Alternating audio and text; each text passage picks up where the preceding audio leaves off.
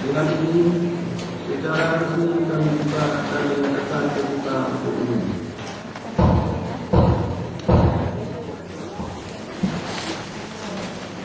Pertama-tama, marilah kita memanjatkan puji dan syukur kehadirat Allah Subhanahu wa Ta'ala, di mana atas limpahan rahmat dan karunia-Nya. Terima kasih kami sampaikan kepada Bapak Gubernur Aceh beserta rombongan yang telah berkenan hadir dalam ruangan sidang Dewan yang terhormat ini dalam rangka pengambilan sumpah jabatan kelanjutan Bupati Bidawat Bupati Aceh Barat masa jabatan tahun 2012-2017. Gubernur dan sidang Dewan yang terhormat, selanjutnya marilah kita sama-sama mengikuti prosesi pengambilan sumpah dan kelanjutan Bupati Bidawat Bupati Aceh Barat terpilih oleh Bapak Gubernur Aceh. Dan untuk itu selanjutnya acara ini akan dipandu oleh pembawa acara.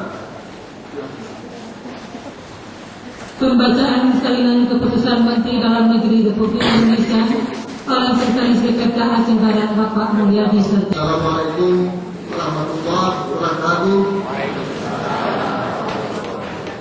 Salinan keputusan Menteri Dalam Negeri Republik Indonesia nomor 131 titik 11 dari Tanggal 609 tahun 2012 tentang pemberhentian penjabat Bupati Aceh Barat dan pengesahan pengangkatan Bupati Aceh Barat Provinsi Aceh. Menteri Dalam Negeri Republik Indonesia membaca dan seterusnya, menimbang dan seterusnya, mengingat dan seterusnya, memperhatikan dan seterusnya, memutuskan, menetapkan.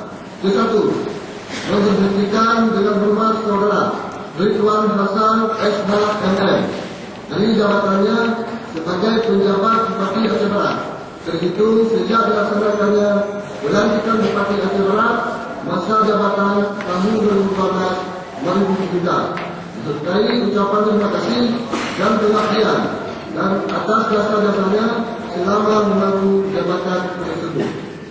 Kedua, mengesahkan pengangkatan saudara HAT Alaihisya sebagai Bupati Aceh Barat masa jabatan tahun 2012-2017 dan kepadanya diberikan gaji pokok, tunjangan jabatan serta tunjangan lainnya sebagai Bupati sesuai ketentuan peraturan perundang-undangan.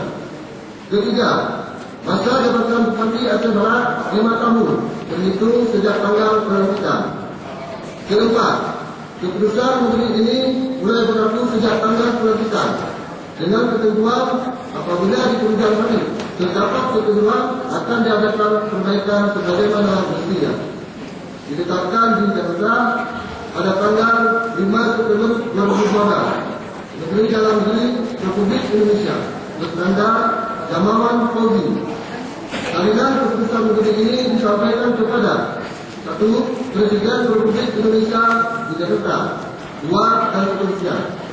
Ketika keputusan Menteri ini disampaikan kepada yang bersangkutan untuk dipergunakan sebagaimana mestinya.